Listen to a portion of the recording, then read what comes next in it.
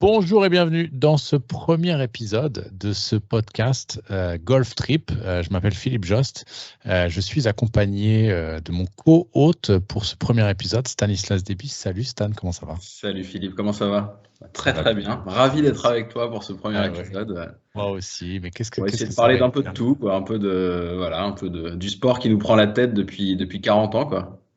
À 40 ans, peut-être pas, mais Pas loin, 35, pas quoi. loin. 35. Ça va, t'as passé un bon dimanche? Ouais, très bon. Je n'ai pas joué au golf, écoute, mais Jouer au bon. golf. Écoute, moi non plus. Je n'ai pas joué au golf depuis plusieurs semaines. Hmm. Très honnêtement, la vie familiale fait que c'est Ah ouais, difficile de jouer au golf. Tu cette connaîtras période-là de la vie. bientôt ça. Euh, Exactement.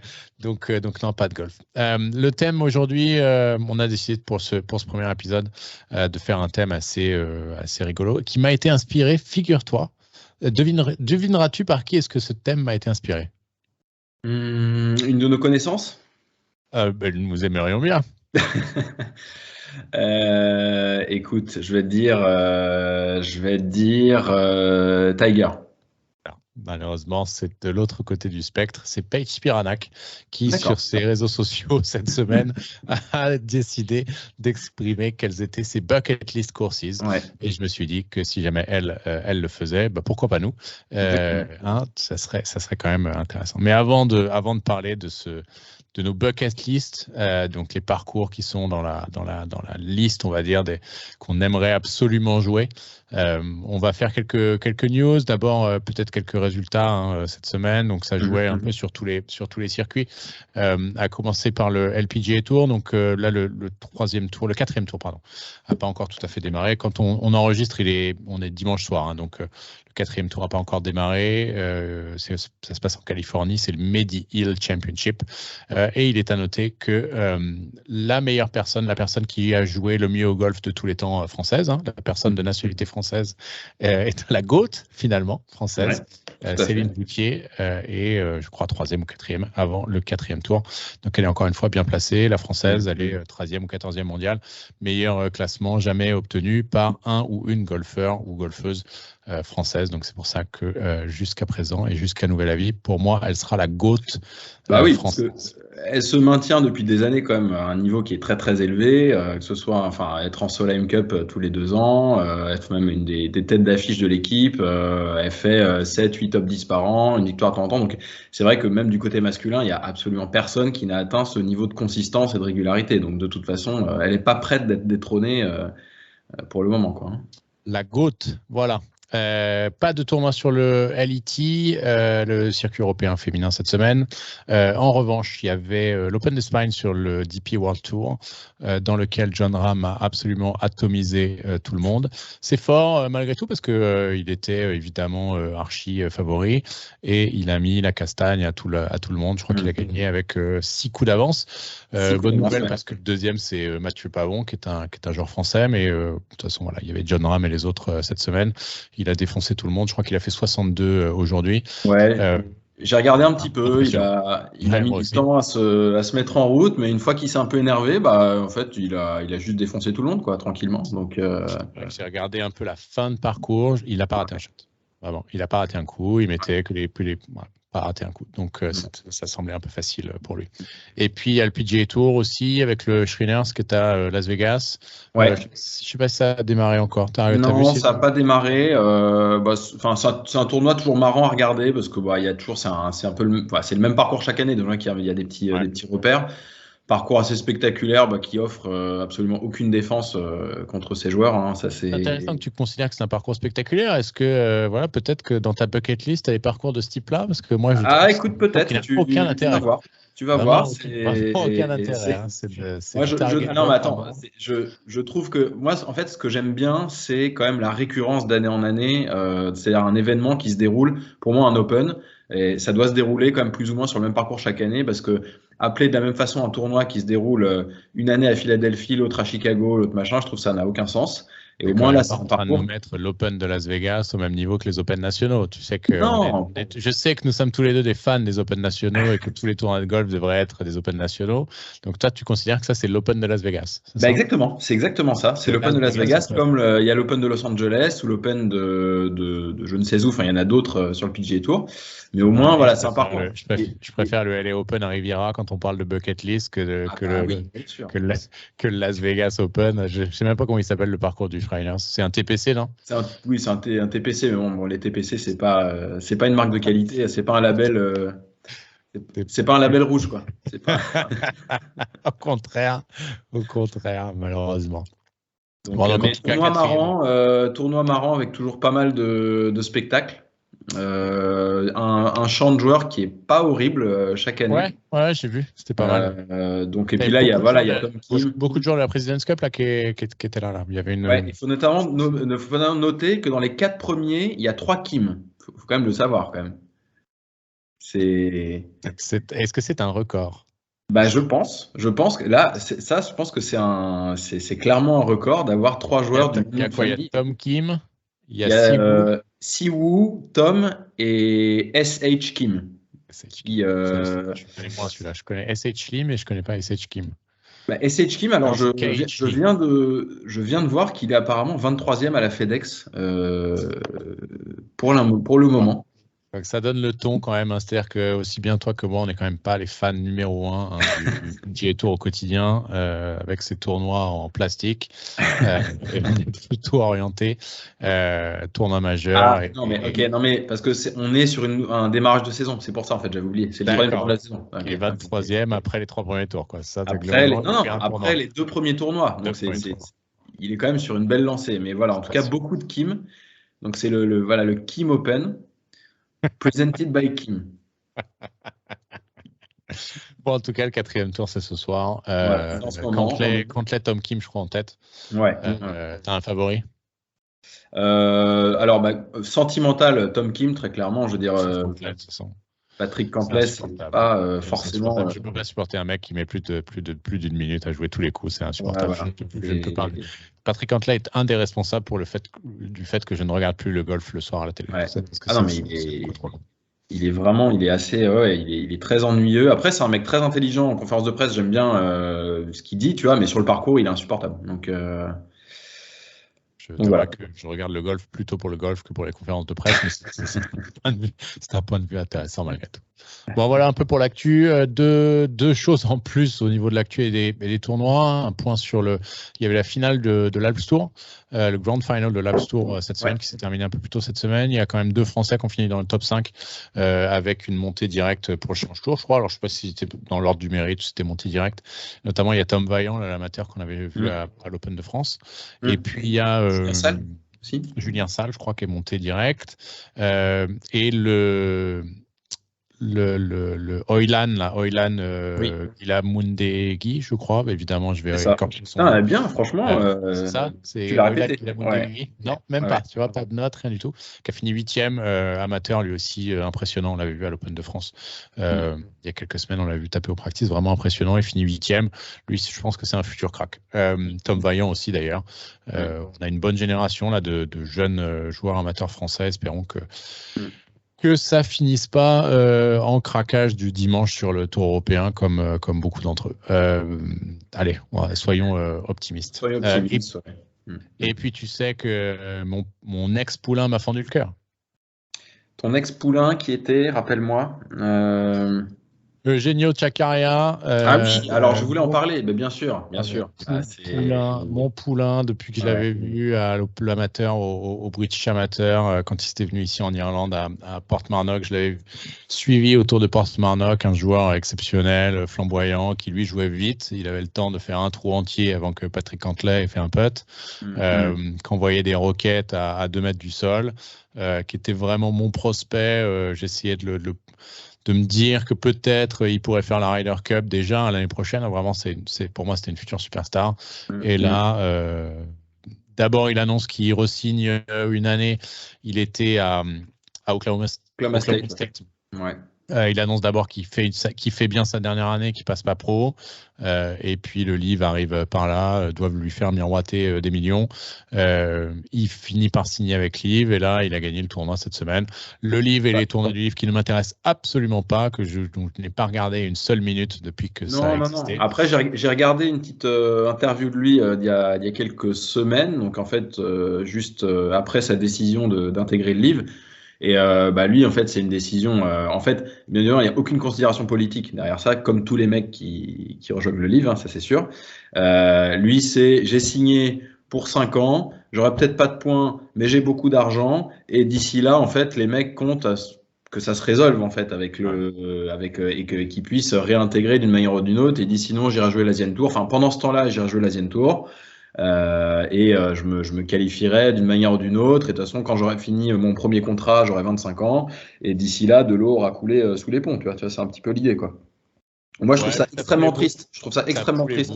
Ça fout les boules. Par contre, je comprends, si tu veux, un peu la démarche, parce que quand je vois des mecs, des superstars universitaires qui ont galéré pour percer, soit qui se sont blessés, soit qui sont, notamment le premier qui me vient à l'esprit, c'est Norman Young. Tu te souviens de ce joueur-là qui était un joueur d'Oregon, qui était une superstar.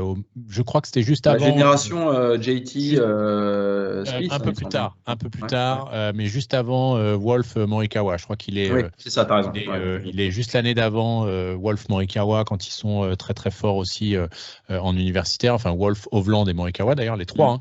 Norman Young à Oregon, joueur fantastique, hyper puissant, signé par Callaway, tout de suite sorti du collège.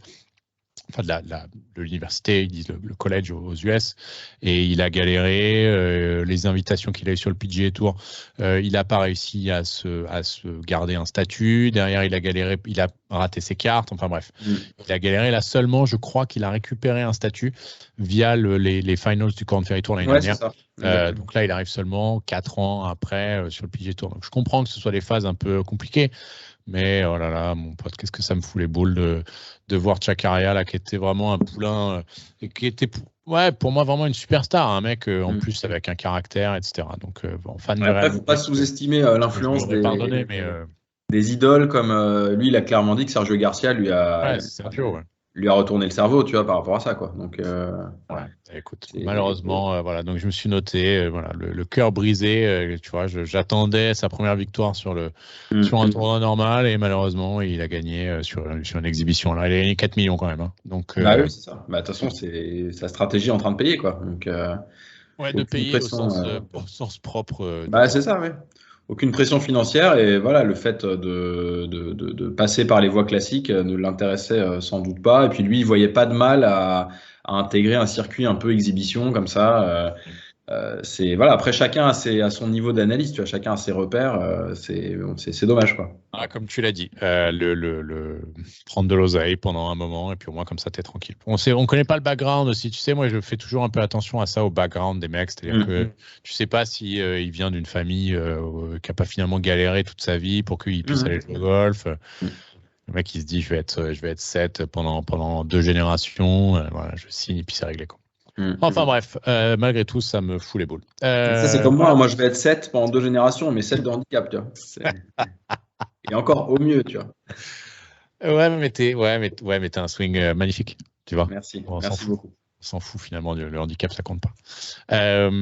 Est-ce que, voilà pour les résultats, est-ce que tu avais noté 2-3 petites news qui t'ont marqué un peu cette semaine? Est-ce qu'il y a des trucs sur lesquels tu veux réagir? Vas-y, dis-moi. Écoute, c'était une des news quand même à laquelle je voulais réagir, c'est la victoire de Chacarra sur le livre quand même, et voilà, revenir un petit peu sur ce circuit, ce circus ambulant, j'ai envie de dire, qui est ce circuit. Et il y a la news liée également à ce fait-là, qui est que le World Ranking en fait leur a toujours refusé des points, avec une lettre bien tournée, plutôt en disant voilà, c'est trop tôt pour vous accorder des points là. Ça fait partie des choses que je m'étais noté aussi. Est-ce que tu as vu? Donc, est-ce que tu connaissais le MENA Tour avant? Alors oui, de nom, oui, tout à fait. C'est l'équivalent de la 4e division. Oui, mais c'est une sorte d'Alps Tour. C'est en dessous de l'Alps Tour. C'est en dessous de l'Alps Tour. Ça faisait, depuis le Covid, il n'y avait pas eu le moindre tournoi. Quand je dis que c'est en dessous de l'Alps Tour, je crois qu'il y a des places qualificatives sur le MENA qui vont vers l'Alps Tour. Enfin, vraiment, c'est un circuit obscur. Est-ce que tu as vu, avant la lettre de WGR, le calendrier qu'ils avaient mis pour la saison? Oui, bien sûr. Alors, ils ont mis des tournois à 75 000 $ et des tournois à 20 millions. 25. C'était pas 75. Je crois que c'était 25. Je crois que c'était... Enfin bref, en tout cas, 75. Ouais, 20 millions, 75. Non, mais non mais quelle blague, franchement. C'est une blague. Ça fait vraiment... En plus, moi, ce qui me rend fou, c'est que en fait, les joueurs qui ont rejoint le livre, les têtes d'affiche, les Brooks, les machins, etc., en fait, ils mentent vraiment comme des arracheurs de dents, quoi. Est-ce que tu as vu les catégories? Est-ce que tu as vu les nouvelles catégories en plus des Oui, prize oui, money? C'était genre, si tu avais gagné, c'est-à-dire que pour que tous les mecs du livre, là, pour que les 48 puissent rentrer dans le champ, ils étaient obligés de créer des catégories. Donc ils ont mis quand même une catégorie, c'est NCAA Champion entre 2011 et 2000. Avant 2000, c'est-à-dire que le mec, fallait, si tu as gagné depuis, ça fait 22 ans que tu as gagné le championnat NCAA. Et ça, c'était pour Charles Howell. C'était juste pour Charles Howell. C'est incroyable. Bref, c'est-à-dire qu'à un moment, tu vois, c'est-à-dire que ça devient une blague. Ça devient une blague. En fait, ça va tellement loin qu'ils ne peuvent pas être pris au sérieux. Tu ne peux pas t'attendre à être pris au sérieux quand tu fais ce genre de choses, quoi. Tu peux avoir tout l'oseille de la planète.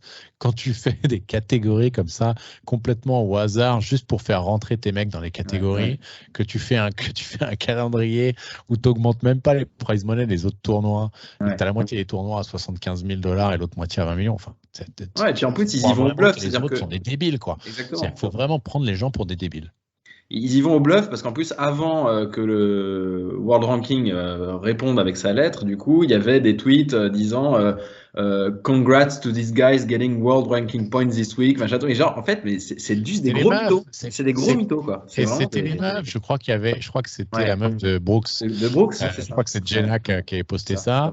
Mais exactement comme la meuf de Pat Perez qui avait posté son truc. Alors, elle, juste, c'est ce truc ou pas? Oui, je l'ai vu. Elle a fait très peur. Elle fait vraiment très peur. Ils sont complètement tarés. Je pense qu'ils sont vraiment. C'est un culte. Voilà. C'est un culte. C'est une secte. Je pense pas que le gourou soit Norman parce que je pense pas qu'il fasse long feu, Norman, parce qu'il m'a l'air tellement mauvais dans son rôle de commissionneur que je sais que c'est une de tes anciennes idoles. Tu vois, je sais que c'est ton idole de jeunesse. C'est pareil. Moi, je suis triste. Alors, il paraît qu'il avait une réputation aussi dégueulasse dans les années 90 sur le tour. Mais moi, c'est vrai qu'en tant que joueur.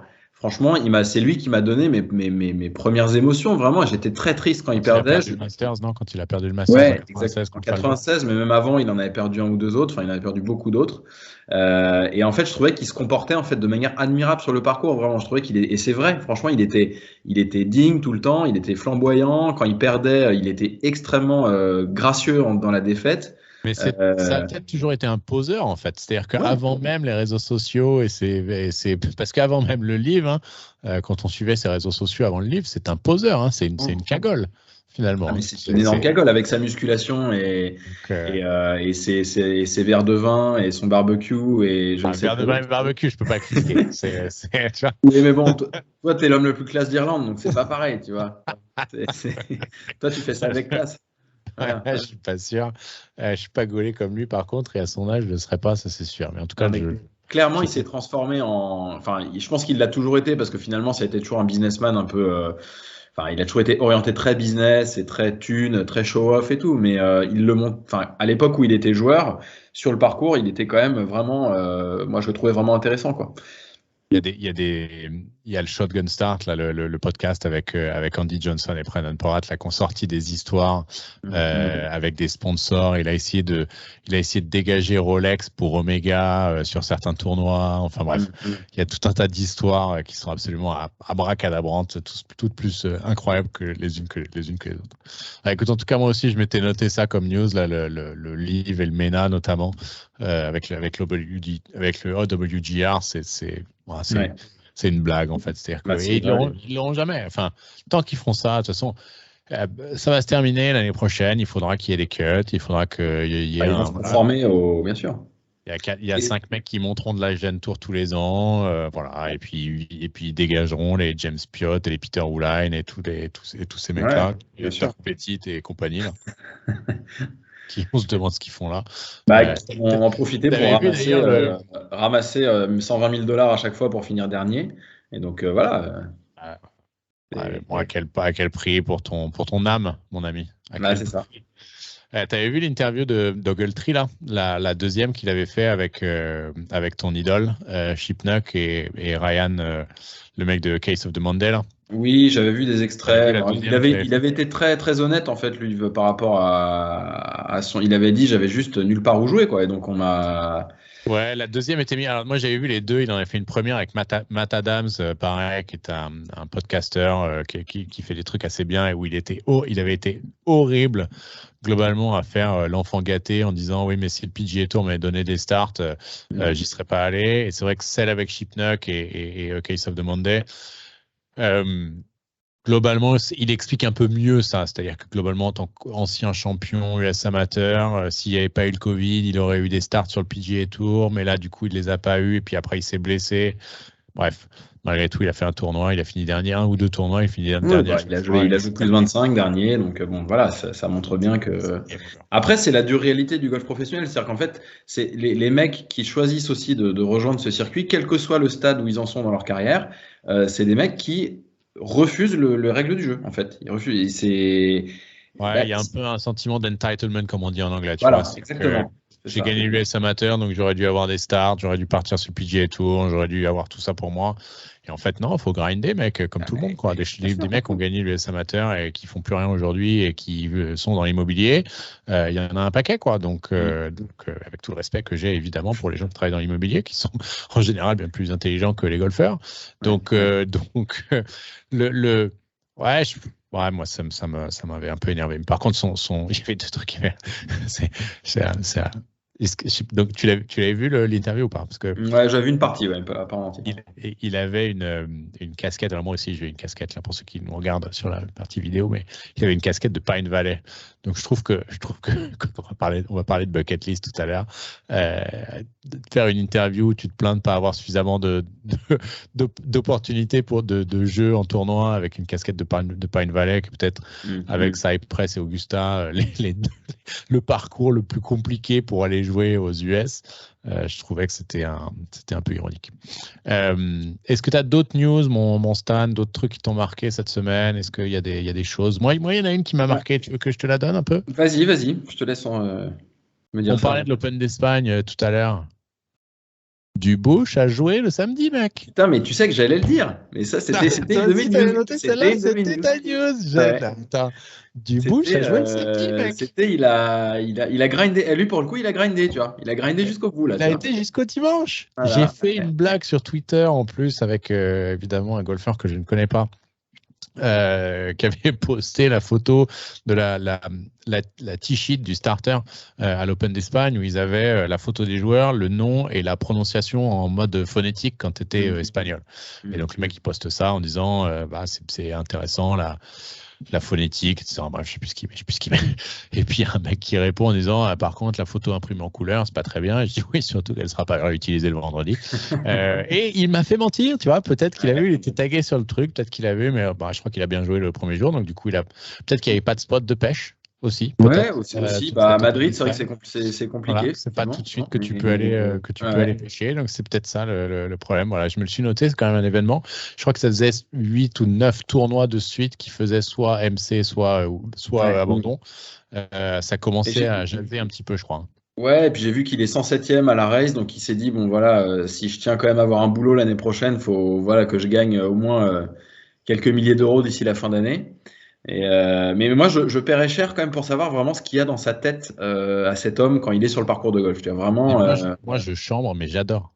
C'est-à-dire que c'est pour moi l'illustration parfaite du mec dont c'est juste son métier. Et il y a une espèce de fantasme des golfeurs de la Coupe du Saucisson qui considèrent que tous les golfeurs dont c'est le métier, c'est leur passion, ils devraient absolument être déjà ravis d'être là et d'avoir le droit de jouer, et d'avoir l'opportunité de jouer. Lui, c'est juste son métier, quoi. Oui, mais à partir du moment où c'est ton métier, il faut quand même essayer de le faire correctement et aussi de respecter les gens qui font ce métier à côté de toi. Même si c'est pas ta passion, on connaît un certain nombre de mecs qui font juste dans leur métier normal le strict minimum. Même si c'est pas ta passion, c'est comme si tu allais au bureau et puis tu partais tous les jours à 14h30, tu vois.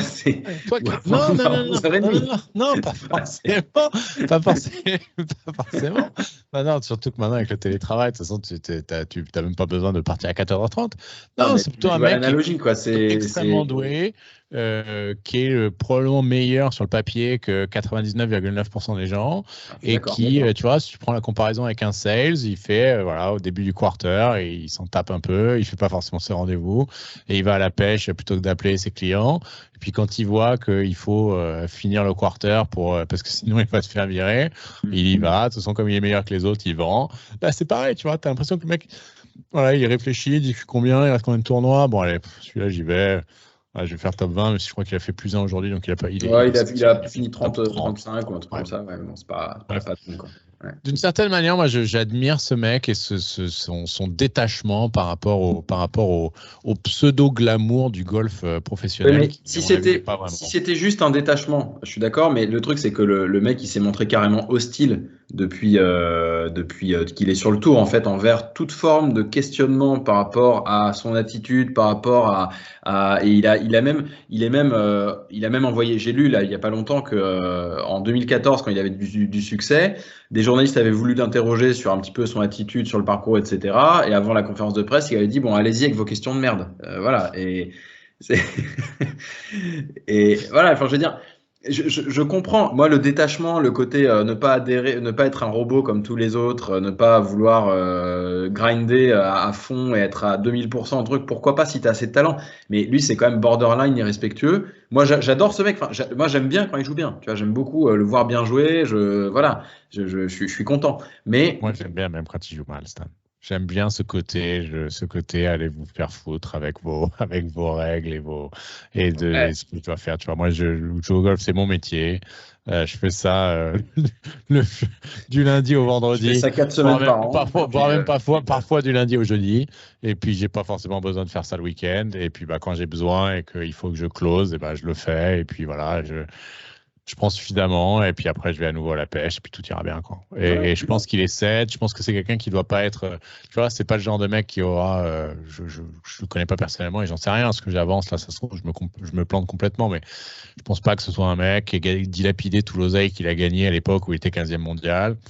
Il doit avoir suffisamment pour vivre jusqu'à la génération d'après. Il vient garder sa carte tous les ans parce qu'il est plus fort que tout le monde sur le papier, tu vois. Dans les mains, il est plus fort que tout le monde. Enfin, peut-être pas que Jon Rahm cette semaine, mais en tout cas, il est plus fort que tous les autres.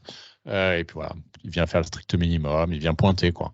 Et d'une certaine manière, je respecte ça parce que je trouve que ça explique aussi un peu à tout le monde que, tu vois, c'est pas t'as le droit, en fait. T'as le droit d'être un golfeur professionnel et de ça soit pas forcément ta passion, quoi. T'as le droit de considérer ça juste comme ton métier. Mais bon, à la limite, il pourrait être plus efficace et ne pas se taper des WD en série et faire tous les voyages chaque semaine pour être loin de chez lui.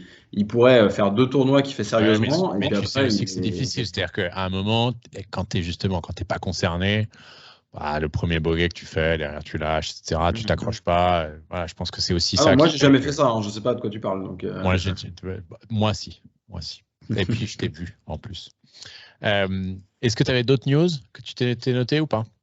Écoute, j'étais content de voir Mathieu Pavon finir 2e. C'est bête, mais j'aime bien ce mec-là. Tu vois, j'aime bien ce joueur. Je suis allé faire un peu un deep dive sur sa carrière après, en fin d'après-midi. Là, enfin, un deep dive, pas très deep, mais un dive, quoi, tu vois.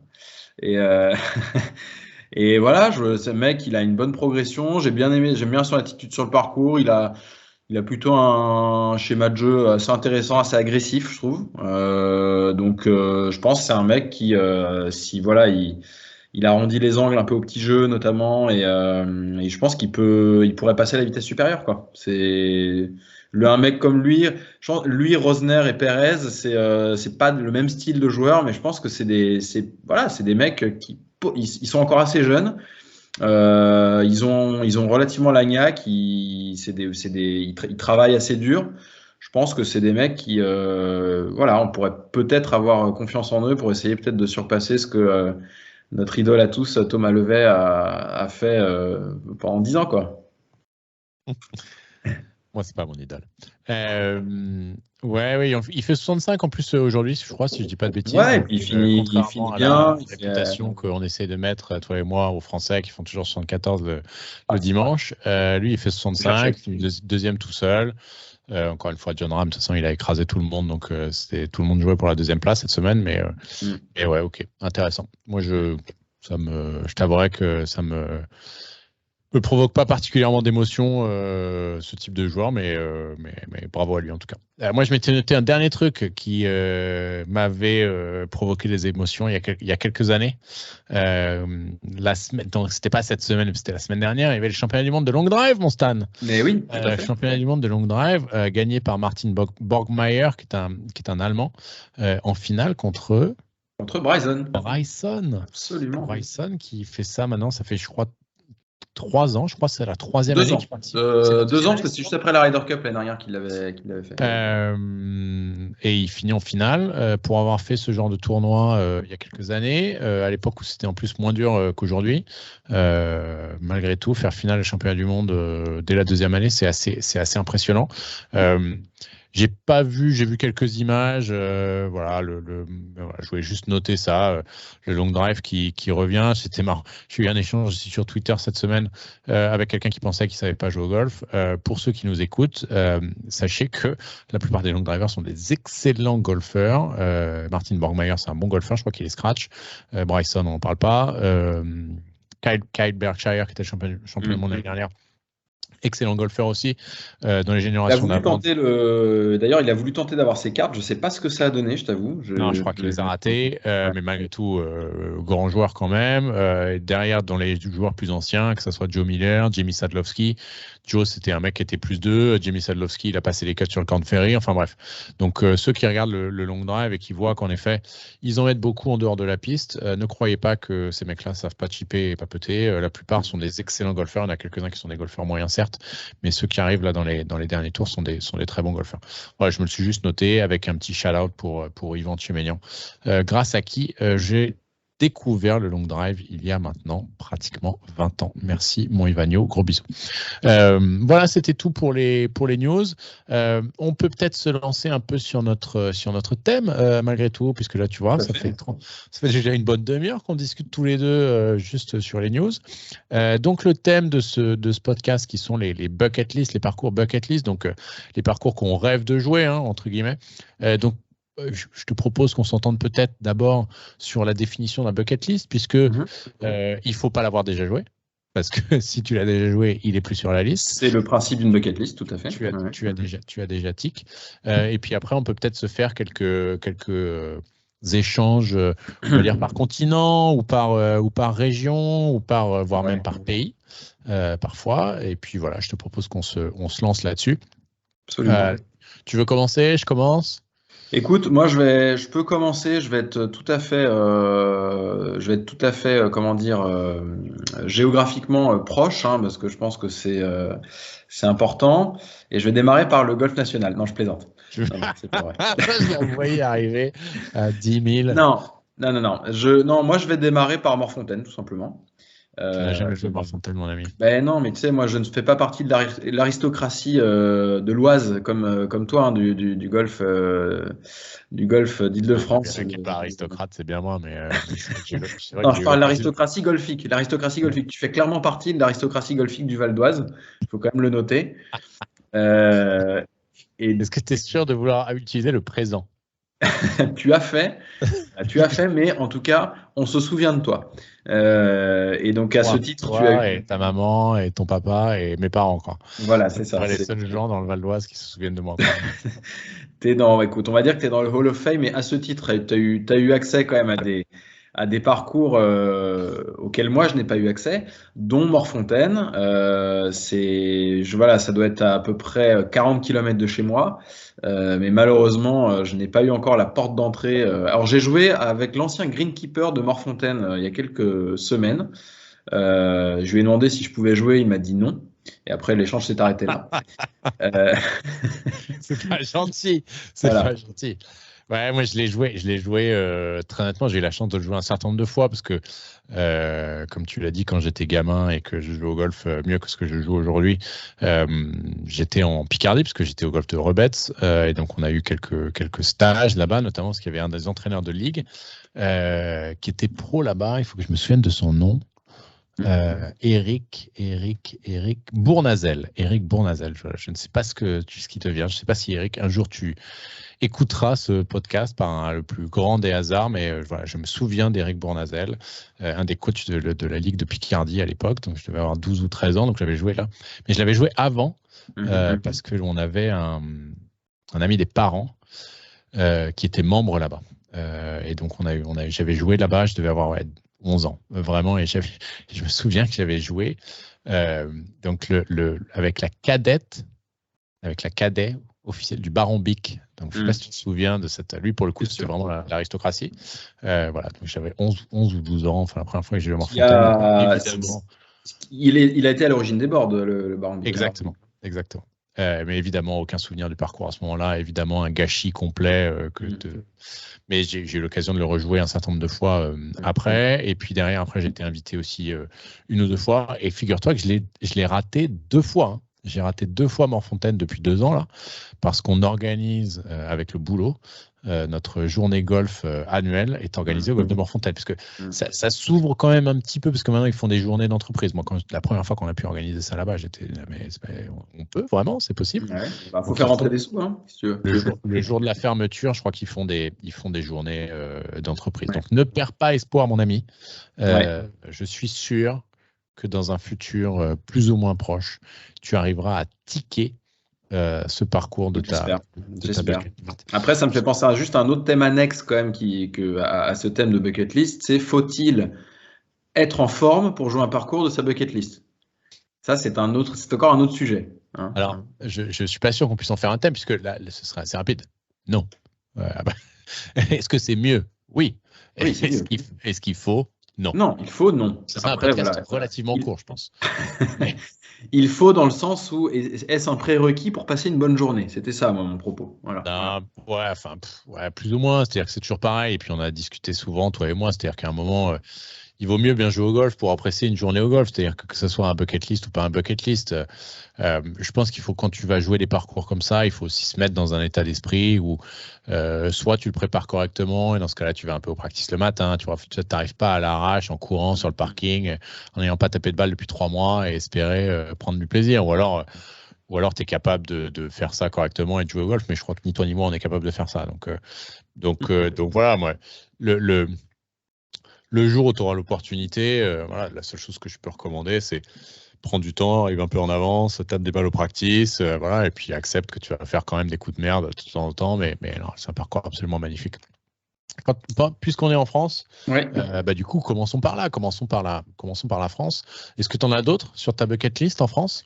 Oui, un autre que tu connais déjà certainement, hein, c'est Fontainebleau. Ouais, ça c'est facile à ticker pour le coup. Oui. Ouais, après, c'est une question d'occasion. Tu vois, je dis pas que c'est des trucs inaccessibles, mais c'est vrai que je ne l'ai pas joué. En fait, moi aussi bien Morfontaine que Fontainebleau, ça représente des sortes d'idéaux de pureté. Tu vois ce que je veux dire, hein, dans l'atmosphère, le design, un petit peu ce qu'on appelle des Heathland. Ouais. Heathland. Donc pour ceux qui ne parlent pas anglais, le Heath, c'est c'est de la bruyère. La bruyère, en fait. La bruyère, et donc c'est des parcours qui sont un peu dans les bruyères, entre les arbres et la bruyère. 2 types de parcours similaires. Fontainebleau, c'est magnifique aussi. Hein. Et puis construit, c'est dans des forêts sablonneuses, donc forcément, il y a aussi une atmosphère par rapport à ça, tu vois, et puis un entretien, Même architecte, si je ne dis pas de bêtises, Tom Simpson à chaque fois, si je ne dis pas de bêtises. C'est ça. Mais Fontainebleau, il faudra le vérifier. Mais pareil, l'architecte de Chantilly aussi, Tom Simpson. Il faudrait qu'on vérifie ça. Pas sûr que ce soit. Je crois que c'est Tom Simpson, les deux. Écoute, l'avantage des internets, c'est qu'on peut se renseigner immédiatement et je peux te confirmer que c'est Monsieur Simpson. Ouais, c'est ce que je pensais. Webb Simpson, hein, Tom Simpson. Non, c'est Tom. C'est ni Tom Lehman ni Webb Simpson, c'est Tom Simpson, architecte anglais extrêmement connu, qui en France donc est aussi responsable du parcours de Chantilly. Autant dire Gilberta, que ce n'était pas un manchot de l'architecture. Ouais. Fontainebleau, c'est faisable, hein, mon stade. Hein. Notamment l'été, je crois. En tout cas, c'était encore le cas quand j'étais en France. L'été, tu peux venir en tant que visiteur. Ça se fait. Le green fee n'est pas gratos non plus, mais si c'est un bucket list, ça vaut le coup. Ce sera toujours moins cher qu'un parcours aux US. Là, quand on va parler des green fees, des bucket lists aux US, là, pour le coup, ce sera un peu différent. Moi, en France, écoute, j'en ai joué pas mal quand même en France, mais celui qui est mon seul bucket list en France pour l'instant, c'est le nouveau parcours au board.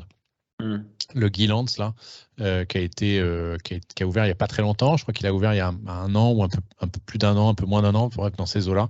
Le New Course, donc au board, parce que maintenant il y a le Old et le New.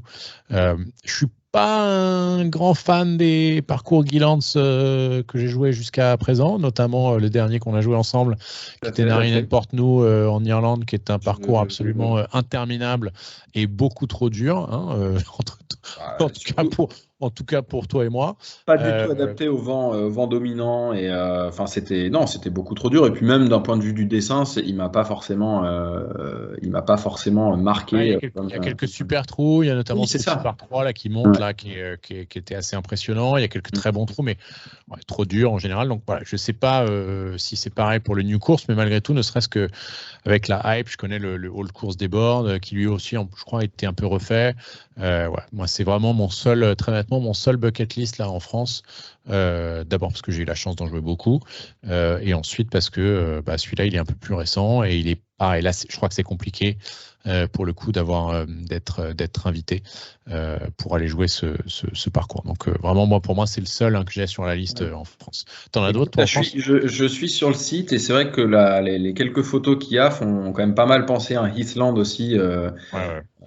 Ça a l'air assez pur quand même, hein, donc effectivement, ça doit valoir le coup d'œil, tout à fait. Ouais, et puis je pense qu'en plus, et très honnêtement, pour revenir à Narinen Portnou, qui est donc pour ceux qui ne savent pas, un links au nord-ouest de l'Irlande, refait, pas designé par Guilands initialement, mais remodelé par Guilands il y a quelques années.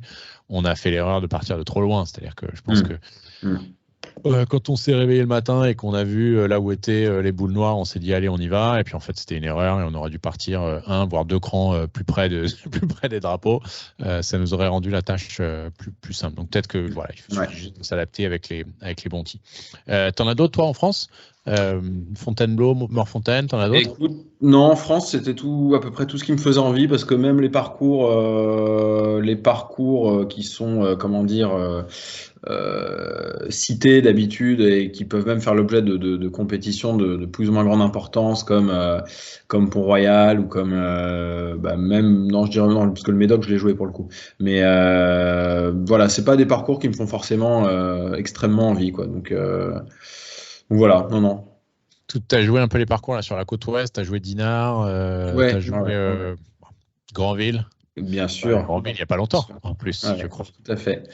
Dinard, Granville. Après, je pense qu'au Pays Basque, il doit m'en manquer 1 ou 2 quand même, malgré tout. Donc, je ne devrais pas dire ça, parce que je n'ai jamais été fan des parcours au Pays Basque, tu vois.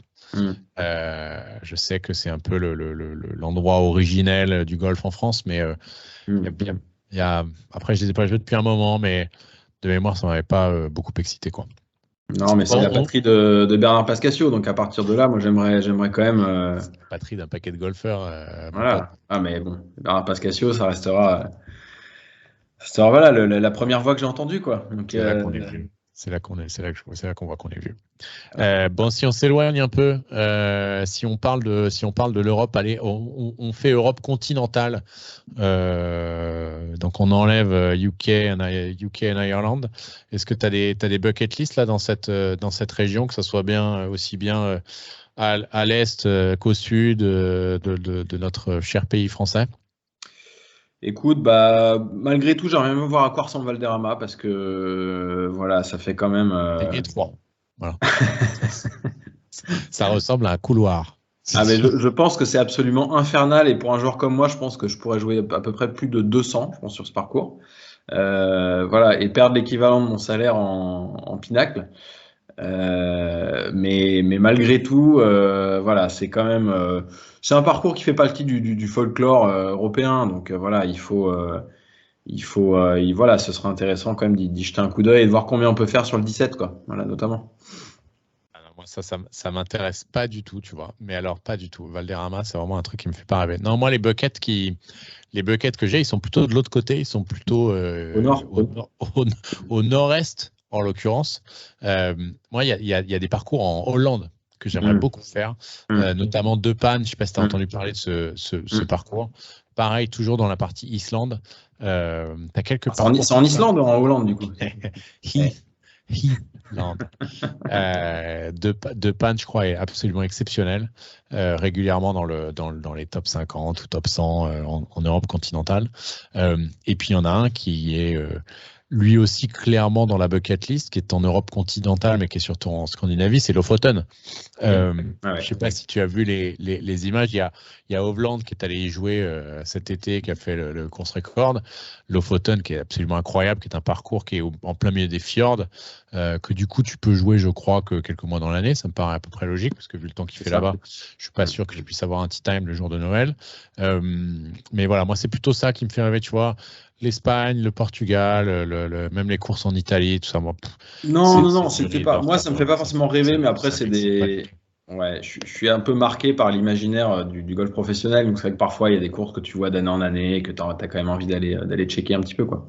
On sent vraiment, là, ça fait 2 fois que tu dis, toi, les courses d'année en année. Toi, tu veux que ça soit toujours au même endroit, tu veux que ça. Je trouve que ça. Moi, en fait, il y a des parcours en tant que suiveur du golf professionnel depuis mon plus jeune âge. C'est vrai que parfois, la qualité intrinsèque du course peut passer effectivement un peu à l'arrière-plan par rapport à une récurrence, tu vois, que tu peux avoir et tu peux amener à aimer des parcours parce que il y a des souvenirs en fait qui se construisent dessus, tu vois. Alors je regarde le golf depuis à peu près aussi longtemps que toi, mais ça, tu vois, moi, pas du tout. C'est-à-dire que là, en l'occurrence, moi, vraiment, ce qui m'intéresse dans ces bucket lists, c'est plutôt d'aller voir le course, d'aller voir t'as le point de vue architectural, le point de vue historique, c'est qui l'architecte, c'est des parcours de Pan. J'ai vu quelques images, j'ai été voir sur leur site internet, mais évidemment, j'avais jamais eu un tournoi là-bas. Il y a Kenmare qui a priori est bien Hollande, sur lequel il y a l'Open de Hollande régulièrement, c'est pas tout le temps, mais je crois qu'il est pas mal Kenmare. C'est pas au niveau de Pan, mais je crois que c'est pas mal. Et puis il y a tout un tas de parcours en Belgique comme ça. Moi, je me ferais bien en fait un petit golf trip. Je crois qu'il y a Knokke-le-Zout qui est exceptionnel. Le problème en Belgique, c'est que je crois qu'il y a pas mal de golf privé. De Pan aussi, c'est privé, hein, donc c'est pas évident d'y aller, mais ça s'organise, je crois. Alors en Belgique, j'ai eu l'occasion de le voir de mes propres yeux, puisque tu tournais là-bas, toi, à l'époque. Exactement, et j'ai pu. Alors j'en ai joué un ou deux, mais Stan était rep pour Titleist et Footjoy dans la région nord-est en Belgique 1900. Et Luxembourg. En 1900 et les poussières. C'est ça. À l'époque des clubs en Icori. C'était déjà les années 2000, mais le début. C'est ça. Et du coup, j'ai eu l'occasion de jouer le Royal Antwerp, du coup. Voilà, Waterloo également. Et puis effectivement, j'étais passé pas mal de fois à Knokke-le-Zout, Royal Ostend aussi, magnifique. Magnifique. Pour le coup, c'est un Links, si je dis pas de bêtises. Tout à fait, c'est un Links, bien sûr. Ouais. Et effectivement, il y a de quoi se faire un golf trip en Belgique. Après, effectivement, les golfs les plus intéressants sont des golfs royaux. Avec du coup des conditions d'accès que je ne connais pas, donc peut-être que ça doit être ouvert certains jours de la semaine, mais en tout cas tu n'y entres pas comme dans un moulin. Donc, mais effectivement, là oui, je te rejoins. Effectivement, le Belgique et Hollande, enfin Pays-Bas, pardon, c'est des patries de golf très intéressantes en fait. Hein, où il y a c'est clair. Bon, UK and Ireland, on commence par. Pour ceux qui ne le savent pas, moi j'habite à Dublin en Irlande, donc je vais traiter l'Irlande à part. Donc si on commence par UK, est-ce que tu en as... Vas-y, je te laisse un petit peu à me... moi, UK, j'en ai quelques-uns, mais de toute façon, celui qui est au top of bucket list, que ce soit en UK, dans le monde ou dans l'univers, ça restera le Old Course. Aujourd'hui, j'ai toujours pas joué le course. C'est vraiment pour moi le bucket list number one de toute façon, par l'histoire, par la ville de Saint-Andrews, par le course en lui-même, je pense que ce feeling de taper, ce t-shot au départ du 1, moi je veux aller faire la queue à 3h du mat, tu vois, je veux la full expérience. Je vais le faire bientôt quand les enfants seront un peu plus grands. Je pense qu'il faudra qu'on s'organise ça à quelques potes.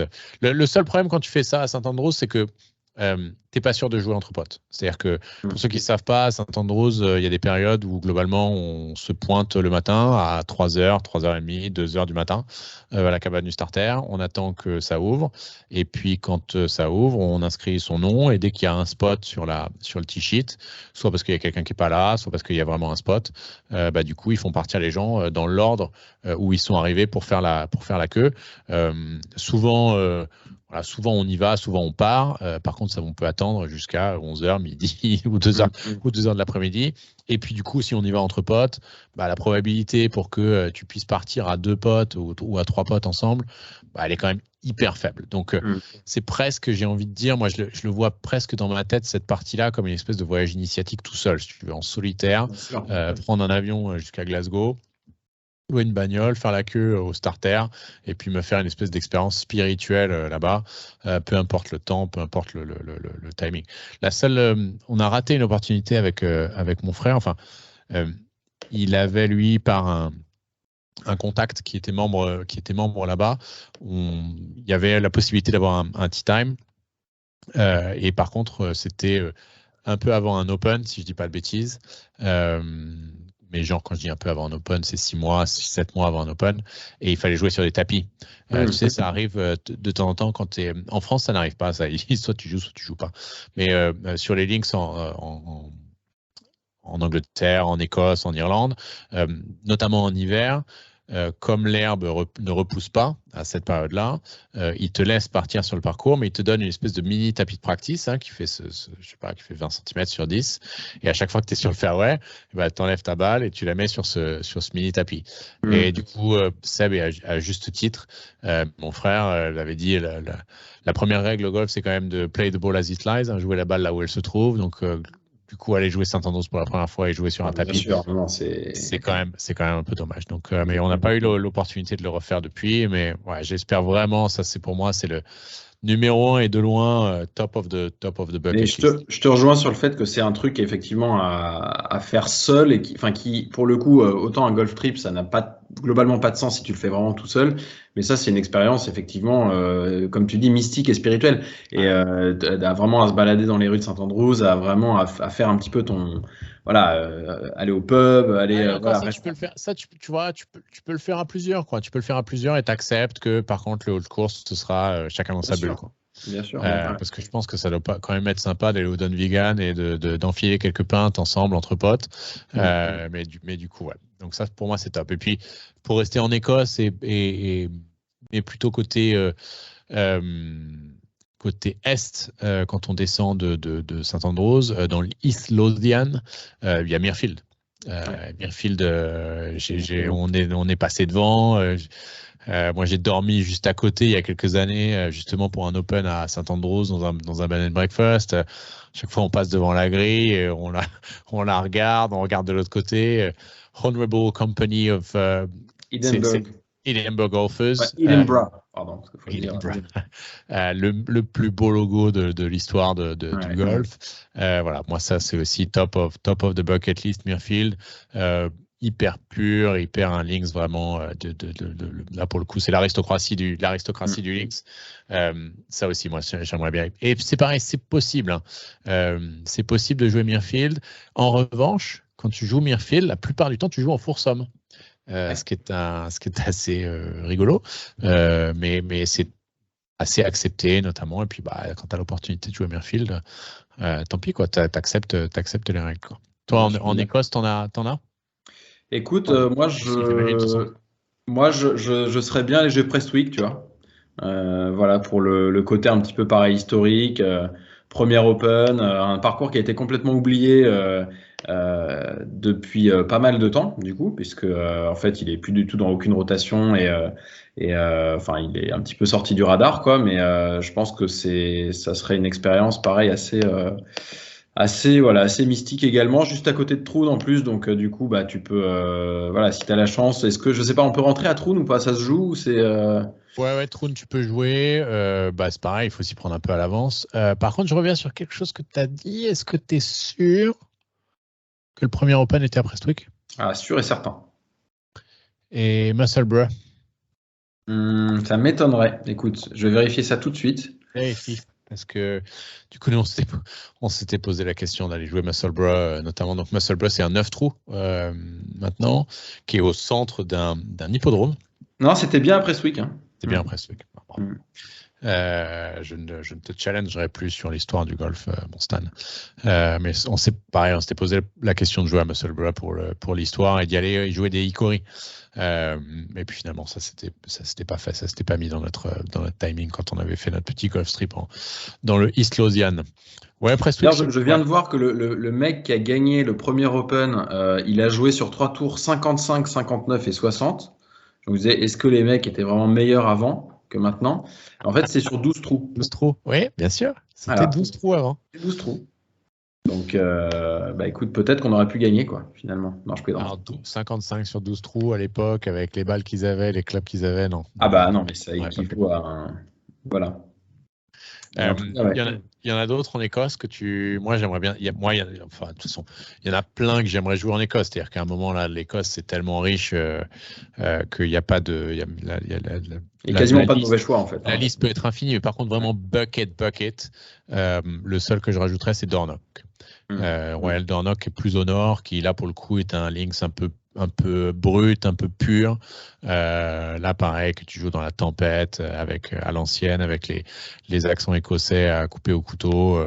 Moi, Dornoch, ça c'est vraiment pareil. J'aimerais bien jouer Dornoch. Donc les trois là en Écosse, là, le Hall Course, Muirfield et Dornoch, pour moi c'est vraiment le must. Après, encore une fois, il y en a plein que j'aimerais bien jouer, qui sont des plus soit moins connus comme Eli, soit en effet Prestwick, sont des parcours que j'aimerais bien jouer. Mais là, les trois pour moi vraiment bucket, c'est le Hold, Muirfield et Royal Dornoch. Et t'as pas envie de jouer le Trump Turnberry du coup? Non, merci. Pour des raisons extra golfiques, je ne mettrai pas les pieds dans un parcours qui commence par Trump, que ce soit à Turnberry, que ce soit à Doonbeg ou que ce soit à Bedminster. Ouais, je comprends. Et je me baladais un petit peu là sur. Tu m'avais pas parlé de Cruden Bay aussi? Ouais, pareil. Si tu veux, je le mets dans la même catégorie qu'Eli, je le mets dans la même catégorie que Prestwick. En Écosse, la liste, on pourrait faire un épisode entier sur les parcours en Écosse. Enfin, je veux dire, c'est. Mais si jamais je dois choisir, tu vois, la bucket list, à un moment, il faut quand même que ça puisse rentrer dans un bucket et que ce soit pas carrément le big bag list. Donc, c'est pour ça que je mets quand même en avant, je garde quand même en avant le course Muirfield et Dornoch. Mais Cruden Bay, le setting est aussi exceptionnel. Enfin, voilà. De toute façon, tu peux faire toute la côte. T'as Royal Aberdeen aussi qui est magnifique. T'en as tellement qui sont incroyables que il faudrait faire 3 ou 4 golf trips pour faire vraiment les 3 ou 4 régions principales, on va dire, pour que ça puisse pour pouvoir tout faire. Mais il y en a tellement. Il y a Mashrianish aussi, tout au bout, là, côté ouest, là, dans toute la péninsule, là, qui est tout au nord-ouest. Pareil, c'est des choses qui sont absolument exceptionnelles, mais rien que le fait d'y aller, ça te prend des plombes. Tu peux y aller, Mashrianish, tu peux y aller avec un petit avion. Enfin bref, c'est des trips aussi d'expérience, mais par contre, pour pouvoir tout faire, c'est quasiment impossible, quoi. Ouais, c'est ça. Et puis sans compter, après, on ne parle pas d'argent parce que c'est vulgaire, hein, donc on va. Mais malgré tout, voilà, il y a quand même un petit budget à prévoir, etc. Donc voilà, c'est pas. Et on en revient du buisson, il suffit d'aller faire ton quota de sales et puis voilà, et puis tu as ton petit bonus et puis exactement. C'est ma politique aussi, hein, c'est comme ça que je vis au quotidien. Tu pars en golf trip, quoi. C'est ça. L'Angleterre, si on redescend un peu au sud de l'Écosse, vraiment l'Angleterre même. Pareil, il y a plein de. Alors, pour ceux qui me connaissent, moi je suis vraiment un ayatollah des links, donc alors il ne faut pas parler d'ayatollah en ce moment parce qu'avec ce qui se passe en Iran, c'est pas très drôle. Mais je suis vraiment un forcené des links. Pour moi, le links est meilleur que n'importe quoi d'autre, de toute façon. Cependant, en close, pas close, mais en second, il y a les Island, comme on le mentionnait tout à l'heure. Et notamment autour de Londres, là, il y en a quand même un paquet qui sont assez intéressants. Mais si on devait faire bucket list, moi, j'ai Swinley Forest, qui est vraiment celui que j'ai le plus envie de jouer. Pareil, moi, il est très privé, très compliqué à jouer. Sunningdale aussi, le hall course de Sunningdale, quelque chose que j'aimerais énormément jouer. Ouais, plus encore, tu vois, pas, il y en a quelques-uns quand même. Pas Wentworth, enfin, entendons-nous bien, si jamais on propose d'aller jouer Wentworth, je ne suis pas sûr que je dise non, mais vraiment ces parcours-là, Swinley Forest, Walton East, comme tu dis, Sunningdale, sont bien au-dessus. Même si pour moi, Sunningdale porte malheureusement le fait d'avoir le Senior British Open régulièrement. Et pour moi, le Senior British Open devrait être sur des links tout le temps. Donc, je critique Sunningdale à ce moment-là, mais je crois que le parcours est absolument exceptionnel, quoi qu'il arrive. Oui, tout à fait. Il y en a en Angleterre que tu as mis en avant ou pas? Bah écoute, c'était un petit peu. Alors moi, je restais quand même sur des links, voilà, comme. Bon, il y en a un que j'avais bien apprécié à la télé, c'est Royal Liverpool. Tu vois, voilà, je pense que c'est un course, pareil, vraiment assez cool à jouer, voilà, avec des bonnes. Hoylake. Hein? Hoylake. Ouais, oui, voilà, pardon. Effectivement, les puristes disent Hoylake, voilà, tout à fait. Voilà, et puis sinon, alors, j'ai pas joué Saint George, j'aurais pu le jouer il y a quelques années quand j'étais chez Acushnet, j'ai pas sauté sur l'occasion, mais pareil, voilà, c'est un petit peu les deux en Angleterre qui sortaient du lot pour moi. Ouais, bah, de toute façon, toute la rota, hein, c'est vrai que là, pour le coup, c'est pas moi, c'est que ça soit Troon, que ça soit Lake, que ça soit Carnoustie, qui sont des parcours de la rotation de l'Open que j'ai pas joué. J'ai joué Saint George, mais j'ai pas joué ces trois-là. Je les mettrais pas forcément dans la bucket, tu vois, du course vraiment que j'ai envie de jouer. En revanche, il y a le bucket trip, et ce podcast s'appelle quand même Golf Trip. Faire le trip de la rota, ça doit quand même être assez exceptionnel. Donc la rota, pour ceux qui ne savent pas, la rotation, un des parcours qui accueille le British Open. De mémoire, il y en a 7. Il y a St. George, Liverpool, Troon, Carnoustie, Muirfield. Le Hall Course. Mirfield, ils l'ont retiré, mais va-t-il revenir? Ils l'ont remis. Ouais. Qu'est-ce qu'il y a d'autre? Maintenant, il y a le parcours irlandais. Portrush. Il y a Portrush, du coup. Alors ça, c'est plus dur pour faire un seul trip. Là, maintenant, il faut un avion. Mais par contre, entre l'Angleterre et l'Écosse, donc il y a l'Isam, Carnoustie, on l'a dit. Il y a l'Isam, Troon, le Old Course, St. George, Hoylake, Carnoustie, et c'est tout. Je crois que c'est tout. Et Birkdale. Très bien. Donc ça, tu vois, faire les 7 en un seul trip avec une voiture, c'est du chemin et c'est du temps parce qu'ils ne sont pas à côté les uns des autres. Il y en a quelques-uns qui ne sont pas loin parce que de mémoire, Lisam et Liverpool, c'est pas loin. Mais par contre, il y en a certains qui sont un peu plus éloignés. Ça peut être un bucket golf trip. En l'occurrence, bucket list golf trip. C'est même dans le top 3 des thèmes d'un autre podcast. Bon, et puis donc, tu as mentionné Portrush. Alors, Portrush reste en UK, puisque c'est l'Irlande du Nord. Absolument. Et sans vouloir faire le puriste de l'Irlande. Mais allez, si on fait toute l'île d'Irlande, moi, j'ai eu la chance, du coup, d'en jouer beaucoup. On a joué beaucoup. Il n'y a plus trop de buckets à remplir. Toi, t'en as joué quelques-uns, mais pas beaucoup. C'est quoi les 2-3 buckets, là, que je vois si je peux t'organiser ça pour la prochaine fois que tu viens? Il y aurait la Inch. C'est que ça aussi, c'est mon bucket, je n'ai pas joué. Tu n'as pas joué? Non. Ah d'accord, ok, je pensais.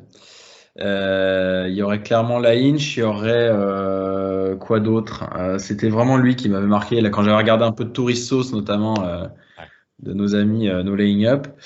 Alors on était passé devant, mais je pense que je kifferais jouer Waterville quand même. Voilà, à mon avis, ce serait. Enfin, c'est un parcours un peu d'américain, d'après ce que j'ai compris. Enfin, ils l'ont un petit peu américanisé, ou en tout cas. Disons, réserver une audience un peu de ce genre de public. Et puis Old Head aussi quand même, parce que je pense que voilà, certes c'est très récent, etc. Mais je veux dire rien que le cadre, et puis voilà, ça c'est Ouais, pour ceux qui ne savent pas, Aldead, donc c'est Aldead of Kinsale, c'est au sud de l'Irlande et c'est vraiment, il y a toute une péninsule et le parcours est sur toute la péninsule. Et c'est un parcours qui est extrêmement visuel. Il y a des trous qui sont absolument incroyables. Donc j'ai eu la chance de le jouer il y a quelques mois. Il y a des trous absolument incroyables, notamment le 12 qui est un par 5 où tu drives au-dessus de la mer. Derrière, tu as le deuxième shot tout du long. Enfin, c'est absolument magnifique. Tu as des par 3 vraiment pareil au-dessus de la mer. Enfin, tu as des choses incroyables. Mais globalement, tous les trous qui sont autour de la péninsule sont magnifiques. Ceux qui sont au centre, c'est un peu underwhelming par rapport au reste, quoi. Ça reste des bons trous, mais tu as quand même quelques trous un peu moyens au milieu. Voilà. Et puis là, pour le coup, tu parlais d'américaniser. Aldead, c'est vraiment le show-off, quoi. C'est le royaume du logo, c'est le royaume de Baghdad Barry, comme appellent les Américains, là. C'est-à-dire que là, tu vois les mecs, ils ont tous les logos des trucs les plus privés de la planète. Je me souviens, donc, il y a un petit hot shack où tu prends un hot dog au neuf, en fait, et d'avoir croisé une autre partie. Il y avait un mec, il avait le logo, je crois, de Mirfield, de Seminole et genre de Royal Melbourne. C'est-à-dire que là, d'accord. Il s'était fait sur 3 continents. Le mec, il était habillé avec la casquette du Royal Melbourne, le polo de Séminole et la ceinture de c'est comment montrer sa puissance, quoi. Voilà, c'est un peu ça. Moi, j'avais pas trop aimé l'ambiance. En revanche, on mange très bien. D'ailleurs, j'étais tombé sur Keith Pelly, le commissionnaire du World Tour quand j'étais là-bas, qui déjeunait sur place plutôt que de bosser. Moi, je rajouterais quand même Ballybunion et Portmarnock parce que, bien évidemment, ça c'est complètement, c'est inévitable. Après, voilà, est-ce que je sais même pas à quel point ils sont accessibles ou. C'est accessible en tout cas. C'est plus accessible que certains. Portmarnock est pas forcément celui qui l'est le plus, mais moi j'ai la chance de connaître un membre là-bas, donc c'est toujours des choses qui s'organisent. Moi, ce sont mes deux préférés en Irlande. Clairement, deux styles très différents. Ballybunion dans le sens nature, c'est brut, c'est les hautes herbes, c'est la mer, c'est le vent, c'est les grosses dunes, et puis derrière Portmarnock, c'est l'aristocratie, quoi. C'est le Mirfield, c'est beaucoup plus tamisé entre guillemets. Les deux sont absolument fantastiques. En Irlande, je rajouterais Cairn, qui lui pour le coup est à mettre dans une bucket list, ne serait-ce que par l'échelle des dunes et tout. C'est pareil, ça c'est très nature. Et puis il y en a évidemment d'autres qui sont fantastiques. Je suis étonné que tu mettes pas Royal County Down dans ta liste des bucket list, mais pareil, qui est en Irlande du Nord. En l'occurrence, je fais un peu de show-off avec le logo sur la casquette. Mais pareil, absolument exceptionnel, quand même régulièrement dans le top 5 des plus beaux parcours du monde. Alors, je l'ai joué sous une pluie, mais une horreur. J'ai arrêté au 9, pour te dire, avant de pouvoir repartir une fois que j'étais sec 2 heures plus tard. Donc, vraiment compliqué, mais pareil, absolument magnifique. Bon, et puis, si on s'écarte un petit peu de cette chère Europe et du Royaume-Uni, si on va sur le continent américain, alors évidemment, il y a quelques obvious. Quelques obvious là-bas, mais si je te demande d'en identifier 2 ou 3. Écoute, moi, il y a un endroit qui m'intrigue beaucoup, c'est le Nebraska. Eh oui. Très intéressant. Et notamment Sand Hills, qui est un petit peu je dirais, le parcours emblématique de l'architecture du coin, on va dire. Il y a Landmand aussi dans le Nebraska, par King Collins. Ça devient un vrai golf trip là, le Nebraska. Oui. Puis c'est encore un peu hipster d'aller là-bas quand même, faut le dire. C'est un petit peu. Par contre, c'est hyper compliqué d'accès. C'est-à-dire que là, pour le coup, quand tu viens de France ou d'Irlande, pour arriver jusqu'au Nebraska, là, tu es obligé de prendre 3 vols. Ouais. Donc, mais c'est pour le coup, ça se détache complètement de l'architecture américaine telle qu'on la connaît. Le Nebraska, c'est une lande. D'ailleurs, il n'y a pas la mer, mais ça ressemble quand même un petit peu limite à une côte anglaise ou écossaise. C'est très sablonneux, je crois. C'est très sablonneux. Donc, du coup, c'est Core et Crenshaw qui s'étaient fait un peu plaisir à l'époque. Et c'est un parcours qui est après, de ce qu'on en dit, bien entendu, parce qu'on n'a pas pu se rendre sur place, mais qui est absolument fantastique et un test de golf incroyable, quoi. Et pour le coup, hyper privé, je crois, Sand Hills. Je crois que c'est très compliqué de jouer Sand Hills. tout à fait. J'avais essayé de regarder à l'époque où pré-Covid, où je préparais un éventuel golf trip pour mes 40 ans. Ça faisait partie de la liste. Ouais, bah ça je comprends. Hein. Et toi, du coup, ton first, là, ton numéro 1 aux US, est-ce qu'il y en a un qui se détache? Non, il y en a. Là, c'est difficile. Alors, évidemment, Pine Valley. C'est-à-dire qu'à un moment, si jamais il doit y en avoir un qui se détache, c'est Pine Valley. Mais quand on pense bucket list, on se dit qu'il ne faut pas forcément être réaliste. Mais en étant réaliste, les probabilités pour que je joue Pine Valley une fois dans ma vie, elles sont inférieures à 0. Et malgré tout, si jamais je devais en choisir un, c'est celui-là.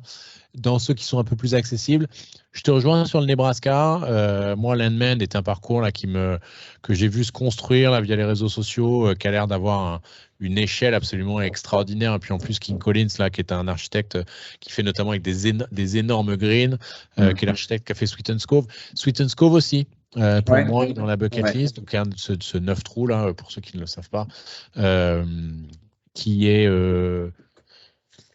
dans quel état est-ce qu'il est déjà Il est dans le Midwest, mais je ne sais plus dans quel état. C'est dans le Tennessee. Tennessee, voilà. Ouais. Merci Stan pour cet instant géographie. Donc c'est juste un 9 trous et puis la moitié de l'année il n'est pas jouable parce que c'est à moitié inondé. Mais c'est aussi ça aussi ça me fait un peu rêver. C'est Zach Blair qui l'a dessiné ou c'est non. Non, tu sais que justement, ils avaient un projet ensemble à King Collins et Zach Blair et qui finalement n'a pas fonctionné. Zach Blair, il fait construire son parcours là, qui s'appelle Tree Farm. Et il voulait le faire dans l'Utah et finalement, c'est pas dans l'Utah qu'il a trouvé. Je crois qu'il a trouvé dans une des Carolines. Je crois qu'il a trouvé en Caroline du Sud, mais je suis pas sûr. Et il a eu un conflit avec King Collins, où il a eu une opportunité que ce soit quelqu'un d'autre qui le dessine avec lui. Tree Farm. Mais pareil, il est en cours de construction. D'ailleurs, je fais juste un petit aparté sur Pine Valley, mais paraît-il que Payne Valley, le parcours de Tiger, n'est pas sur ma bucket list.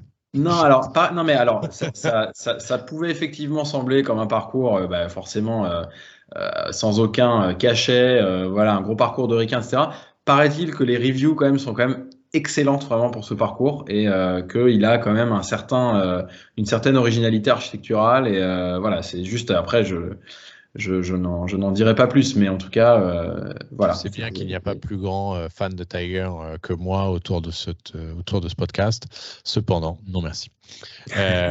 Je préfère Pine Valley. Et puis, sur la côte ouest, il y a évidemment Bandon, avec en tête Sheep Ranch, qui est, si jamais je devais en choisir un par curiosité, tu sais, Sheep Ranch, c'est le dernier qui a été fait, là, aucun bunker. Parcours entier, links entier sans aucun bunker. Alors il y a des aires de sable, je crois malgré tout, mais il n'y a pas un seul bunker sur le parcours.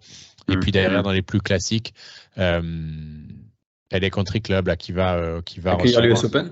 US Open, là pour le coup, ça c'est vraiment quelque chose qui m'excite. Parcours un peu mythique sur la côte ouest. Il y en a plein, Pasatiempo aussi, mais pareil, un peu comme l'Écosse, c'est-à-dire que de toute façon, aux États-Unis, il y en a tellement. Je veux même pas mentionner Augusta parce que évidemment que c'est dans la bucket list, mais c'est dans la bucket list de n'importe quel golfeur et de toute façon pareil, la probabilité pour qu'on le joue, elle est inférieure encore à celle de Pine Valley, donc ça, si tu veux, je le mets même pas dans l'équation. Voilà, mais aux États-Unis, il y en a tellement que j'aimerais bien.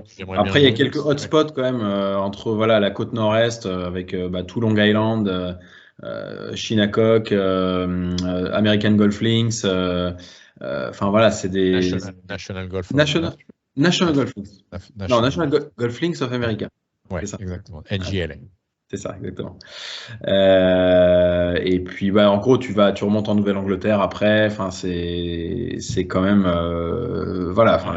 Il y en a tellement, c'est-à-dire que c'est pareil. C'est évidemment, alors c'est encore plus que l'Écosse parce que c'est encore beaucoup plus grand, mais il y en a tellement. Mais donc voilà, si jamais on doit en mettre 3 sur la bucket list, je t'avouerais que je resterais un peu plutôt low-key avec Landman, avec Sheep Ranch et avec Sweetens Cove pour le dernier. Ouais. Moi, je pense que Sweetens Cove, il est un petit peu un petit peu surestimé de par un petit peu la mystique qu'il y a autour de ça, le côté un peu le projet plutôt autour du club que le parcours en lui-même. Hein. Je pense que, enfin, d'après ce que j'en ai vu et lu, c'est un joli petit parcours, je pense, mais ça n'a pas, voilà, un Écoute, intérêt. peut-être que c'est just the hype, mais pour s'en rendre compte, il faut y aller, mon ami. Nous y allions. Tu m'as parlé de la Caroline aussi, tu sais, Palmetto, Tobacco Road et tout. C'est pareil, Tobacco Road est un parcours qui me fait rêver. Pareil, Mike Strantz, l'architecte, complètement taré, complètement taré dans sa tête, probablement beaucoup trop dur de toute façon, mais hyper funky. Ouais, tout ça pareil, c'est des coins. Enfin, et on n'a pas parlé de la Floride avec Séminole, avec. Alors ouais, Séminole un peu moins, mais Saugrasse, je sais que tu es un grand fan de Saugrasse. Sûrement comme tous les types ici. Le nom m'échappe, le resort Streamsong.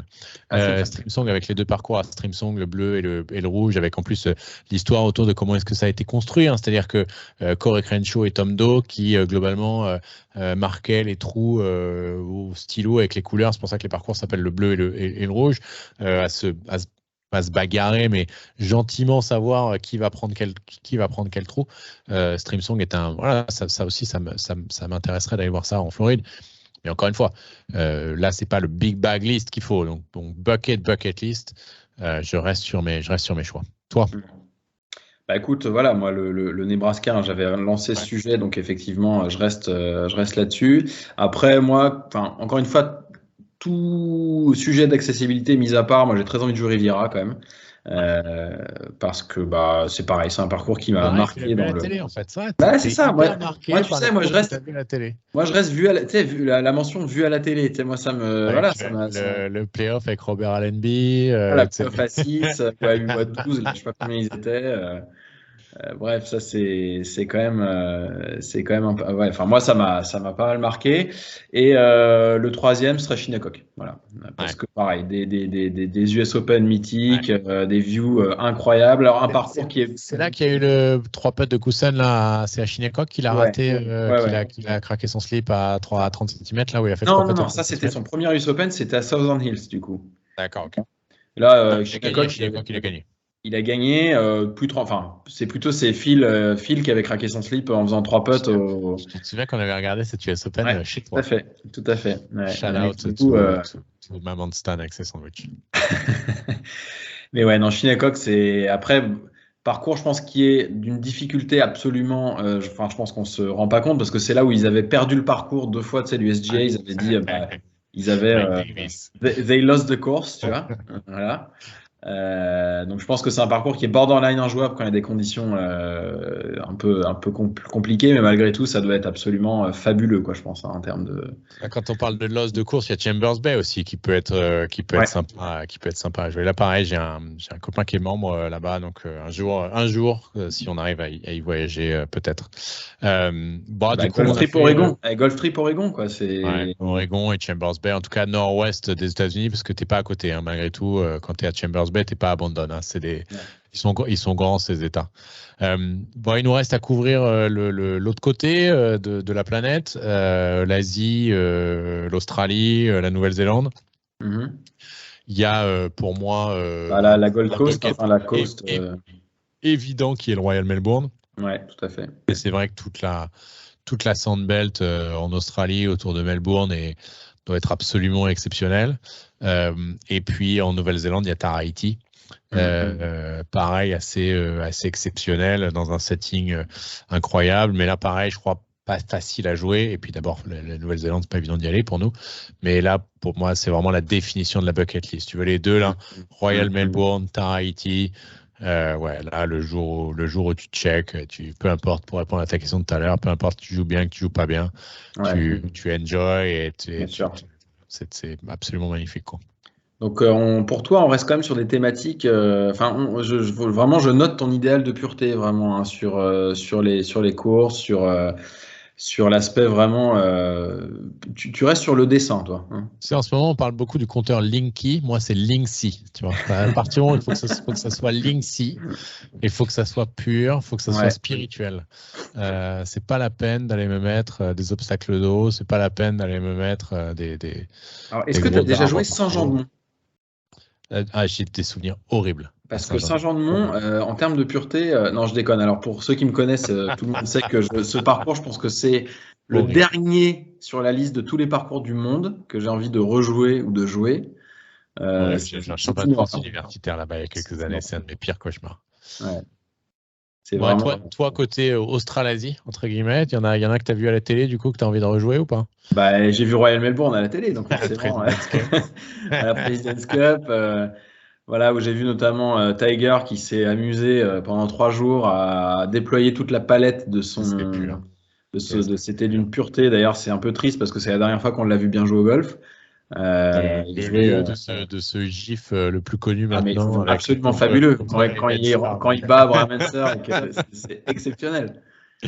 Ça m'a fait pleurer de rire ce truc-là. Vraiment, c'est quand même masterclass. Aussi bien le gif que la perf de Tiger.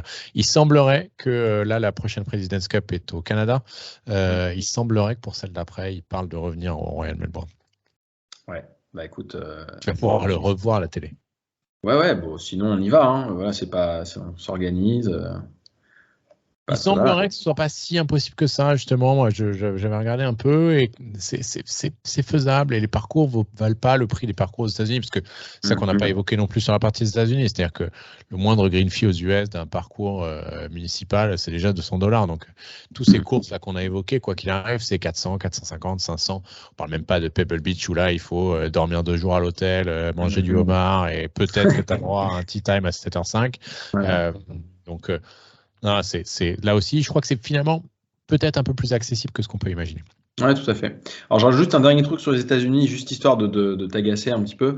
Mais voilà, moi, j'ai quand même envie de faire un petit bucket trip des parcours mythiques du PGA Tour quand même. Tu vois, parce que voilà, c'est. Moi, je l'assume, j'ai envie de jouer Sawgrass. J'ai envie de jouer Sawgrass. J'ai envie de jouer Scottsdale, tu vois. Ça, moi, c'est juste pour y être, tu vois. Juste pour y être, juste pour. Voilà. Écoute, c'est celui que tu feras sans moi, mon ami. Moi, tu sais que Sawgrass, en plus, ça vaut une blinde. Oui, mais je sais. Mais non, mais alors, je pense que sur place, je détesterais l'expérience parce que je pense que c'est l'Amérique dans vraiment pousser. Je suis pas sûr, au contraire, tu vois. C'est-à-dire que je pense que l'expérience, c'est justement comme tu dis, c'est l'Amérique dans toute sa splendeur. Mais justement, le sens du service, le machin, t'as la carte girl qui arrive, t'as le parcours, il est fantastique, c'est manucuré, tu marches sur un tapis.